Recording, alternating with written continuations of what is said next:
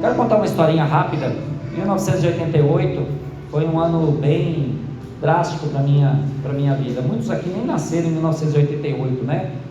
Quem nasceu antes de 1988, levanta a mão aqui. Deixa eu ver quantos tem da minha idade aí. Pode levantar a mão, senhora. Está com medo? Ok. A gente faz tempo também. Tânia também, Tânia? Puxa. Em 1988 eu morava em São Paulo. Estava lá na minha zona leste, querida. E um dia resolveram, não sei que cargas d'água, sem a minha permissão, resolveram mudar para a cidade de Americana. E eu praticamente me senti um arrancado da minha cidade, do meu bairro, da minha rua, e fui morar numa cidade chamada Americana. Gostava da cidade apenas para passear, mas quando eu fui para morar lá, eu falei: o que é isso, né? Como assim? Vou morar nessa cidadezinha aqui que não acontece nada, não tem nada, a cidade está morta, está parada, cadê as pessoas dessa cidade, gente? Foi um negócio maluco. Deixei os meus amigos, fecha os ouvidos, Cris, deixei uma namorada que eu tinha lá.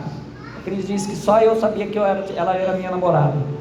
Foi um negócio assim bem drástico. Perdi meu emprego, fui arrancado de lá, fui levado para cá. Meu pai e minha mãe tomaram essa decisão sem a minha permissão. Tudo bem que eu tinha 16 anos de idade quando eles fizeram isso, e vim para a cidade americana. Estranhei demais, estranhei aquele povo falando convívio.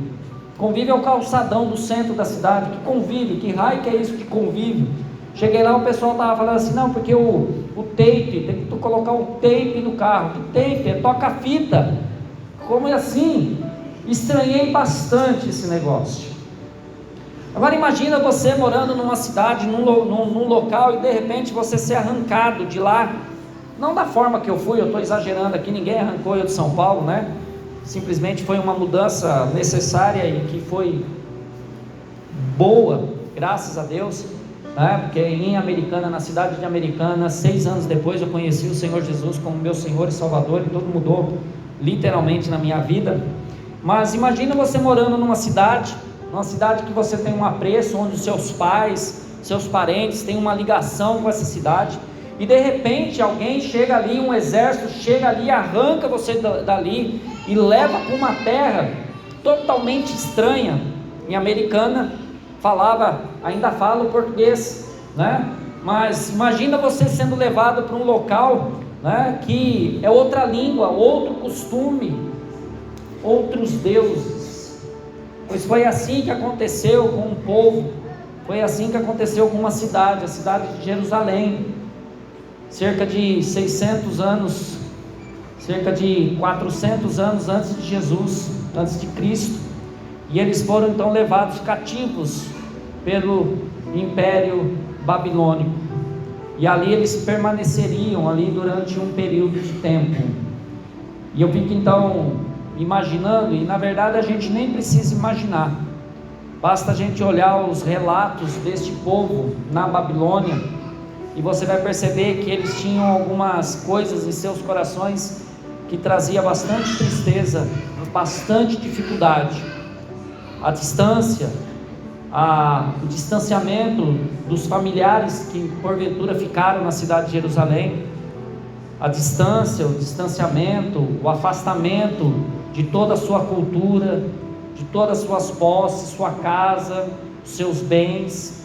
Imagina ali olhando os relatos bíblicos e percebendo que ele também tinha uma falta muito grande, que era a própria saudade do templo, a saudade da presença de Deus, a saudade de poder se reunir com o povo de Deus no templo ali em Jerusalém, e poder então oferecer sacrifícios, participar ali dos cultos ali, como povo que se identificava com o próprio Deus daquela nação.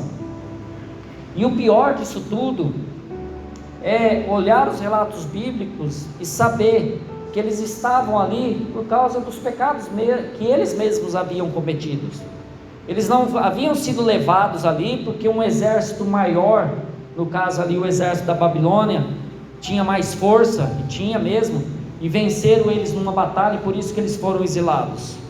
Eles só foram vencidos, eles só foram exilados simplesmente porque anos atrás, durante mais ou menos 490 anos, eles fizeram aquilo que era reprovável aos olhos de Deus. E Deus, em seu poder e em sua soberania, Ele disse, antes disso tudo acontecer: se vocês se desviarem, se vocês seguirem outros deuses, se vocês não atentarem aos meus estatutos ou às minhas leis, certamente vocês serão invadidos e vocês serão levados embora daqui. E foi exatamente isso que aconteceu. Depois de 490 anos eles cometendo esse tipo de ação contra Deus, e ali então eles foram levados para a Babilônia.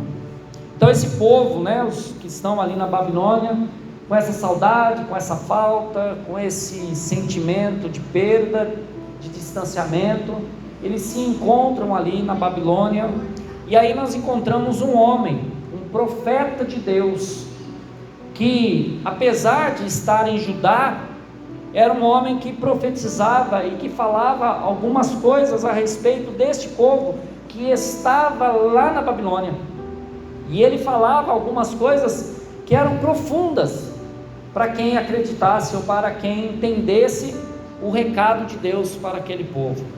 Eu falo de um homem chamado Jeremias, o profeta Jeremias. E eu quero convidar que você abra a sua Bíblia aí, ainda que alguns versículos serão colocados serão aqui colocados aqui no Data Show, Mas eu quero que você abra a sua Bíblia em Jeremias capítulo 29.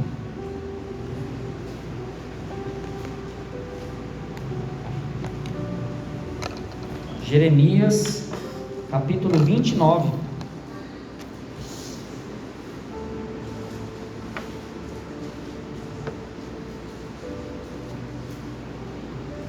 Às vezes fica difícil achar Jeremias, mas abra sua Bíblia em Jeremias capítulo 29.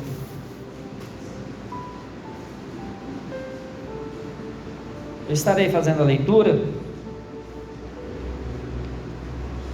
Este é o conteúdo da carta que o profeta Jeremias enviou de Jerusalém aos líderes que ainda restavam entre os exilados, aos sacerdotes, aos profetas e a todo o povo que Nabucodonosor deportara de Jerusalém para a Babilônia.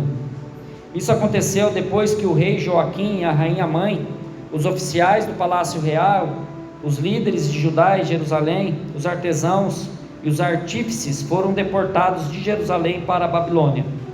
Ele enviou a carta por intermédio de Eleasa, filho de Safã, e Gemarias, filho de Ilquias, os quais Zedequias, rei de Judá, mandou a Nabucodonosor, rei da Babilônia. E a carta dizia o seguinte: assim diz o Senhor dos exércitos, o Deus de Israel, a todos os exilados que deportei de Jerusalém para a Babilônia.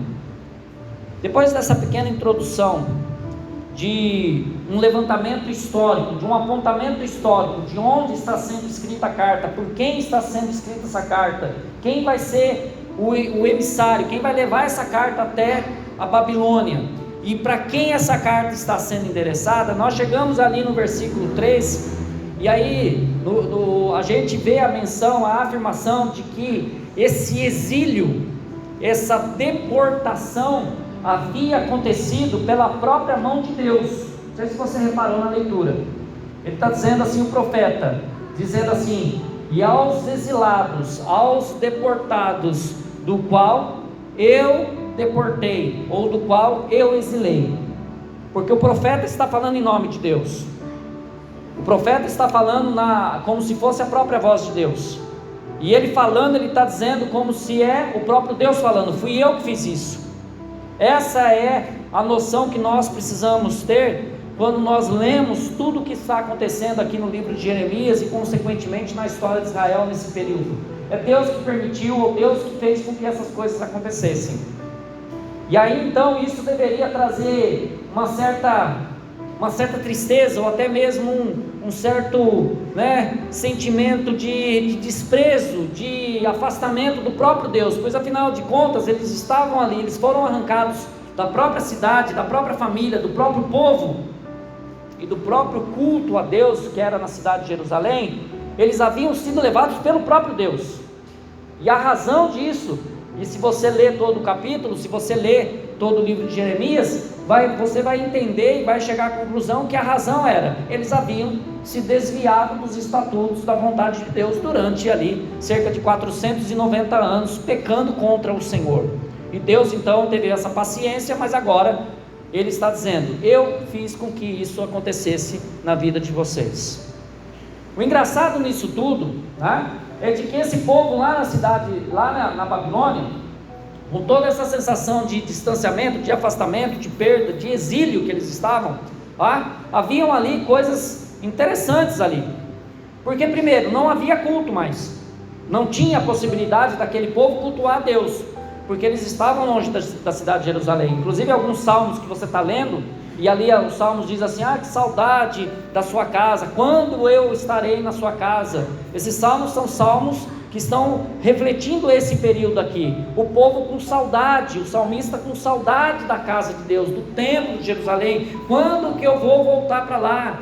Quando que eu vou ver aquela glória daquele templo de novo?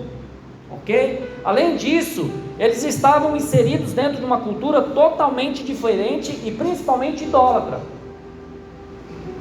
E aí então, além de eles não poderem cultuar o seu Deus, o Deus de Israel ali na Babilônia, eles também estavam sendo influenciados pelos próprios deuses ou pelas crenças ali da Babilônia.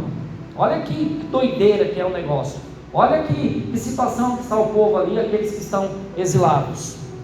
E interessante e importante notar também que não faltava o que lá na cidade, lá na Babilônia? Sacerdotes, chefes e profetas. É interessante você prestar atenção de que essa carta, ela está sendo endereçada, esse texto está sendo endereçada não para o povo de modo geral, mas para um grupo específico, e entre eles sacerdotes e profetas. Pode colocar o slide agora, tá? Ok. A primeira parte que a gente começa a perceber aí e a prestar atenção é justamente no versículo 5. Veja só o versículo 5: construam casas e habitem nelas, plantem jardins e comam dos seus frutos. Por que essa carta está dizendo o seguinte: olha, vocês devem construir casas, morar nessas casas, vocês devem plantar jardins e vocês devem comer os seus frutos? Porque esses profetas que estavam lá na Babilônia, e muitos deles falsos profetas, estavam profetizando o seguinte: não, Deus vai visitar logo a gente, nós não vamos ficar por muito tempo aqui não. Esse sofrimento que nós estamos enfrentando aqui é passageiro, é coisa aí muito rápida, nós não vamos passar por esse sofrimento tão longo assim, vai ser algo rápido. E consequentemente esses profetas, eles tinham assim o apreço do povo. O povo gostava de ouvir esses profetas que diziam assim: vai dar tudo certo, vai ficar bem, vai ficar melhor. Nos nossos dias diria assim, né? O melhor de Deus está por vir, o melhor de Deus vai vir, fica tranquilo. Essa questão é muito rápida.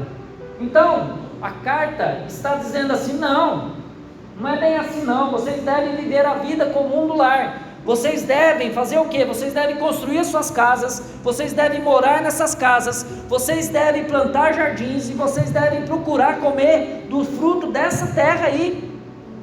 Porque a gente vai continuar lendo e vai perceber que o tempo que eles teriam que ficar ali não é tão pequeno assim, é um tempo relativamente longo, e que muitos deles não teriam a condição, o tempo de vida suficiente de voltar para Jerusalém.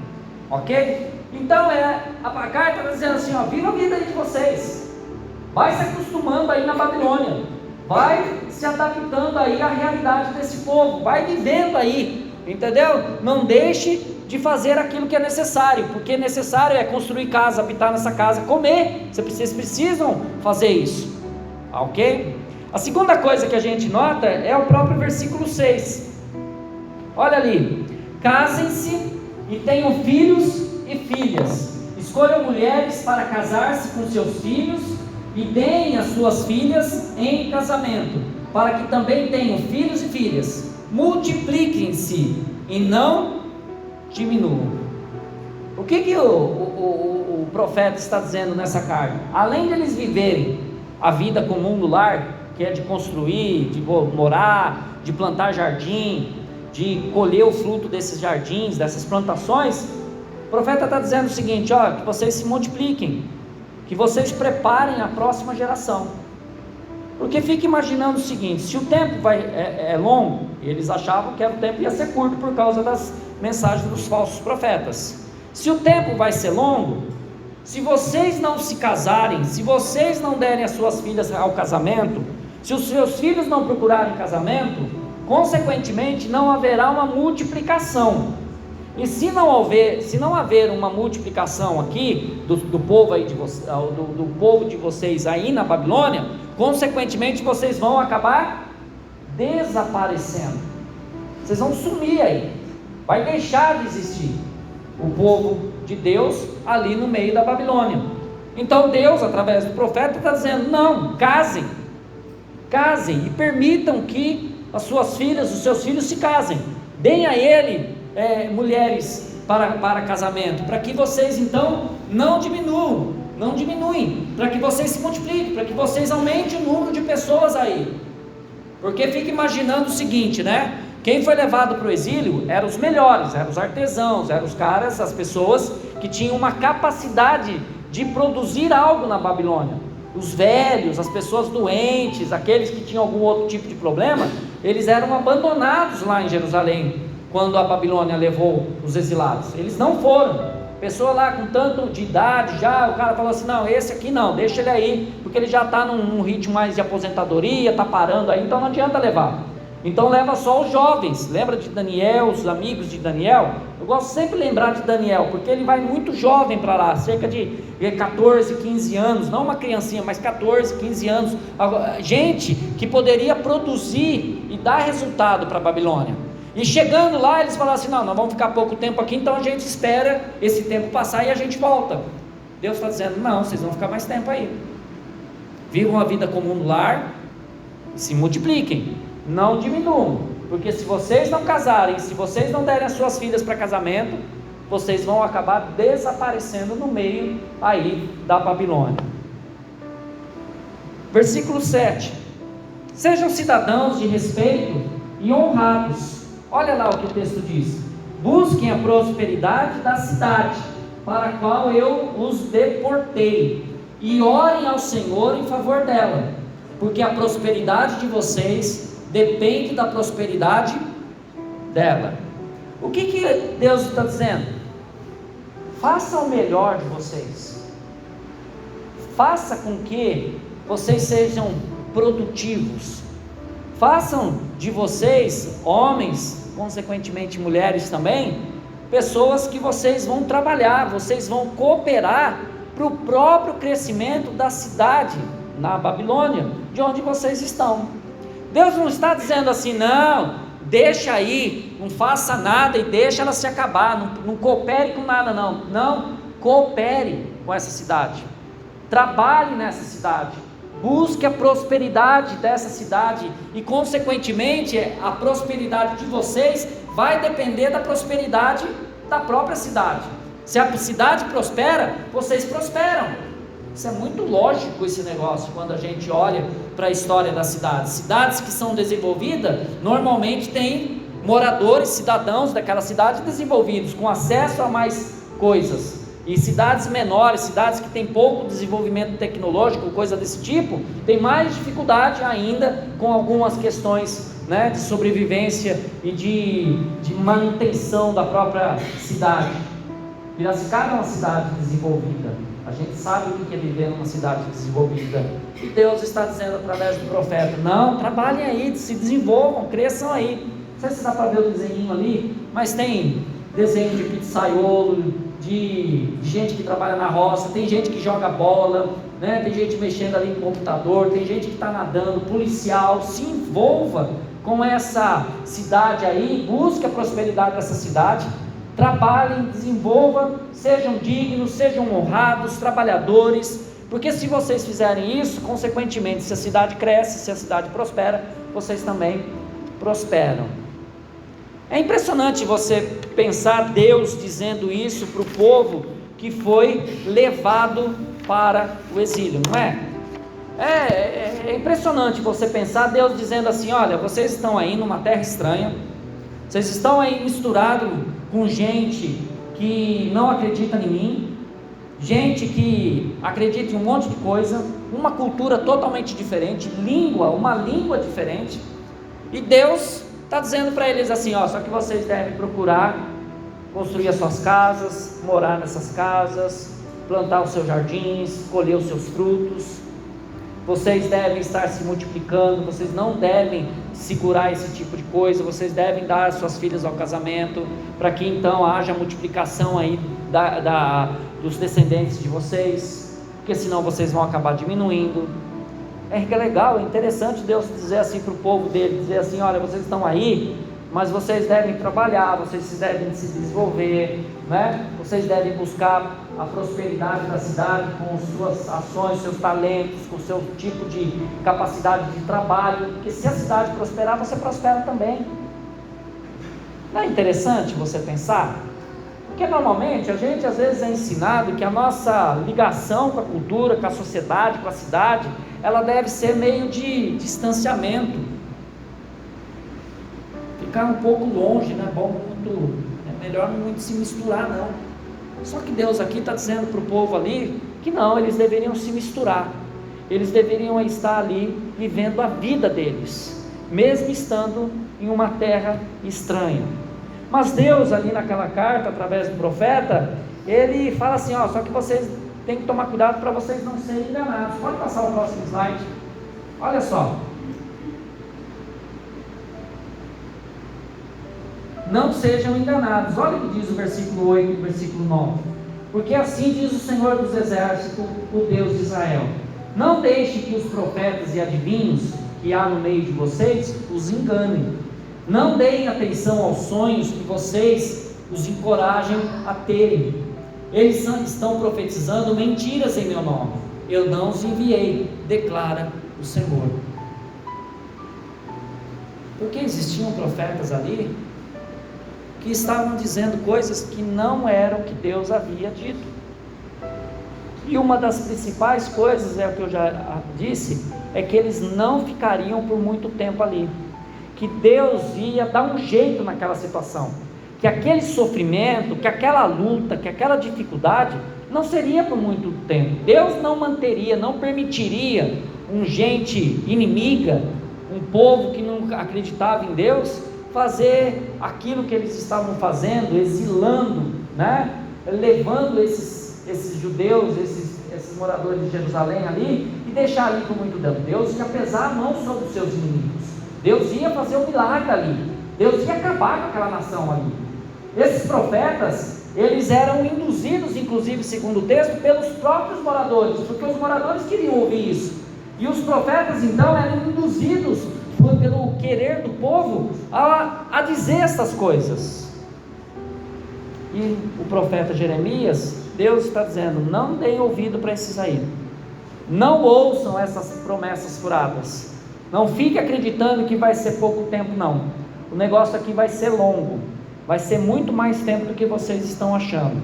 E se você voltar alguns capítulos, no capítulo 24 de Jeremias, ele já havia afirmado ali que seriam 70 anos de exílio. Agora eu faço uma questão aqui para você, uma conta fácil aqui. Imagina um homem que foi levado à Babilônia, exilado com 40 anos de idade. 40 anos, 40 mais 70, 110, certo? Não errei a conta não, 110. Qual a probabilidade desse homem que foi levado aos 40 anos sobreviver durante os 70 anos e poder voltar para Jerusalém e poder então rever a cidade de Jerusalém? Quase nenhuma. Se eu perguntar aqui nessa noite quantas pessoas têm mais de 100 anos, a gente sabe que só vai levantar uma senhora aqui que tem mais de 100 anos, está prestes a completar 101, ok? A maioria aqui não tem essa idade, e muitos aqui não vão chegar, né, próximo dos 99, 100, 101, coisa desse tipo. Então, portanto, a probabilidade dessa pessoa que foi levada ali cerca de 40 anos para o exílio, voltar para Jerusalém, era muito pequeno, era quase impossível disso acontecer. Então por isso que os profetas, os falsos profetas, estavam dizendo aquilo que o povo queria ouvir, porque esse homem de 40 anos que fora levado, tinha a esperança de voltar para Jerusalém, e se fosse rápido aquele negócio, aquele exílio ali, aquela deportação, se a Babilônia liberasse ali para que eles pudessem voltar rapidamente, ele voltaria para a sua cidade, ele poderia reencontrar a sua casa, pegar ali, arrumar o que foi destruído e voltar a viver lá em Jerusalém, cultuar o Senhor em Jerusalém, no templo de Jerusalém. Só que não, Deus havia dito pelo profeta que seriam 70 anos, então portanto eles deveriam estar na Babilônia, trabalhando, construindo casas, vivendo a vida comum do lar, multiplicando e procurando nesse trabalho, fazendo o melhor, para que então a cidade se desse bem, e consequentemente eles se dariam bem. Se a cidade prosperasse, eles prosperariam. Então, mas tomem cuidado, porque no meio de vocês sempre haverá pessoas, falsos profetas, que vão prometer ou dizer aquilo que o teu coração está querendo ouvir, porque era isso que o povo queria ouvir. O povo queria ouvir coisas boas a respeito de Deus, e não algo do tipo: não, vocês vão ficar durante 70 anos, sim, vocês não vão sair antes. E aquele homem de 40 anos não teria então a possibilidade de retornar ali com cerca de 110 anos, voltar então para Jerusalém e recomeçar a sua vida lá na cidade de Jerusalém. É impressionante quando a gente pensa nesse texto e a gente começa a olhar que ele tem muitas semelhanças com a gente. Nós cristãos do ano de 2025, nós cristãos que acreditamos em Jesus em pleno século 21, mas afinal de contas, nós também estamos longe do nosso lar, não estamos? A palavra de Deus no Novo Testamento diz que nós não somos aqui cidadãos dessa terra, nós somos forasteiros, somos estrangeiros, como um estrangeiro em uma terra estranha. Muito pior do que um paulistano da Zona Leste mudando para a cidade de Americana, muito pior do que isso, é muito mais diferente do que isso. O Novo Testamento, a palavra do nosso Deus, diz que nós estamos aqui, e não estamos aqui porque aqui é o nosso lugar, e essa condição é também por causa do pecado, porque alguém morreu pelos nossos pecados, e se nós estamos em uma terra estranha, é porque alguém morreu assumindo todas as nossas culpas, morrendo pelos nossos pecados. E muitas vezes a gente perde essa noção de que nós, ainda que não sejamos cidadãos aqui, somos estrangeiros. A gente precisa olhar para a nossa realidade, para a nossa cidade. A gente precisa correr atrás e construir as nossas casas. A gente precisa habitar naquilo que é nosso. A gente precisa, de certa forma, cuidar do nosso jardim, da nossa vida ali. A gente precisa continuar com a vida, procurando trabalhar, fazendo o melhor, sendo cidadãos cristãos que somos, dignos de produzir algo de bom, de fazer com que a cidade, que não é de Deus, que não é do Senhor Jesus como Senhor, como Rei, mas que está aí na mercê, nas mãos daqueles que não conhecem a Deus, ou daqueles que não se submetem à vontade de Deus. Nós precisamos trabalhar para que essa cidade cresça, para que essa cidade prospere, porque se essa cidade prosperar, a gente também prospera, a gente também melhora a nossa condição de vida. Então o nosso envolvimento com a sociedade, com a cultura, com a cidade, ela deve ser não de um distanciamento no sentido: não, eu vou ficar pouco tempo aqui, vocês são pecadores, eu não posso se meter com vocês. A gente precisa fazer o nosso melhor como cristãos, porque nós estamos aqui e não sabemos quanto tempo ainda nos resta, porque diferentemente ali do povo que ouviu 70 anos, nós não sabemos quando será a volta de Jesus. A gente só sabe que Ele vai voltar, e é essa certeza que nos garante e nos dá a esperança de que um dia nós sairemos finalmente dessa Babilônia e estaremos retornando ou indo para Jerusalém Celestial. Mas é importante a gente saber de uma coisa: a gente não pode esquecer de uma coisa durante toda essa caminhada. Passa o próximo slide. Não podemos, é importante a gente entender uma coisa em tudo isso. Algo que o povo ali no meio da Babilônia não compreendia ou tinha dificuldade de entender tudo isso. E olha só o que vai dizer os dois próximos versículos, o 10 e o 11. Assim diz o Senhor: quando se completarem os 70 anos da Babilônia, eu cumprirei a minha promessa em favor de vocês, de trazê-los de volta para este lugar, porque sou eu que conheço os planos que tenho para vocês, diz o Senhor, planos de fazê-los prosperar e de não lhes causar dano, planos de dar-lhes esperança e um futuro. Deus, ainda que tenha sido o causador ou o autor daquele exílio, através das mãos da Babilônia, e por causa dos pecados do próprio povo de Israel, cerca de durante 490 anos, Deus não tinha a intenção de destruir aquele povo, porque há muito tempo antes disso tudo acontecer, Ele havia feito uma promessa, de que daquele povo sairia aquele que redimiria todas as nações, que aquele que transformaria e faria nova todas as coisas. Essa promessa Deus haveria de cumprir. Então, portanto, a intenção de Deus de fazer com que eles fossem levados para a Babilônia e ficassem ali durante 70 anos, sofrendo, passando por cada situação, não era a intenção de destruí-los, de punir eles de tal maneira que eles viessem a desaparecer. Não, de forma alguma. A intenção de Deus era cumprir todos os seus planos através daquele povo. E Deus está dizendo: eu sei o que eu estou fazendo, eu sei os planos que eu tenho a respeito de vocês, e os planos que eu tenho a respeito de vocês, ainda que seja um momento de disciplina, ainda que seja um momento de dificuldade, de dor, de tristeza, de choro, eu ainda estou no controle da vida de vocês, eu ainda estou à frente de tudo.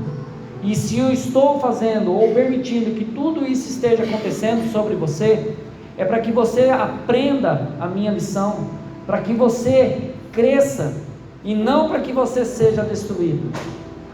Porque os planos que eu tenho a respeito de vocês, ou alguns vão dizer assim, as promessas que eu tenho a respeito de vocês, elas vão se cumprir sobre a vida de vocês, ou sobre a vida dos seus descendentes. Ou seja, a gente não pode esquecer de maneira alguma, ainda que a gente entenda todo esse processo de estarmos em uma terra que não é nossa, ainda que a gente entenda que a gente tem que viver a vida, produzir tudo aquilo que já foi dito, a gente não pode esquecer que há promessas sobre o povo de Deus. E a grande promessa que nós temos é de um dia Jesus retornar para vir buscar a sua igreja, para que nós, de uma vez por todas, saiamos dessa terra estrangeira, desse exílio que nós vivemos, e somos então transportados ou conduzidos finalmente para a nossa terra, para a nossa morada. E se você já leu o Apocalipse, você sabe que tem várias características ou qualidades dessa morada, mas que o que sempre me chama a atenção é que não haverá mais choro, não haverá mais dor nessa nova morada. Então, meu irmão, ainda que você se envolva, ainda que você trabalhe, ainda que você faça tudo isso, e tomando cuidado para não ouvir promessas que não vêm de Deus, tomando muito cuidado para não dar ouvidos para aqueles que estão falando aquilo que o seu coração quer ouvir, você precisa estar lembrando de que há promessas, os planos de Deus hão de se cumprir sobre a vida de cada um de nós, sobre a vida da igreja de Jesus. Deus continua no controle de todas as coisas. Eu quero só dizer um adentro aqui nessa situação. Não sei se você sabe, mas de todos os exilados foram levadas 12 tribos de Israel. Você se lembra que quando essas tribos foram levadas, o reino já havia sido dividido lá depois de Salomão.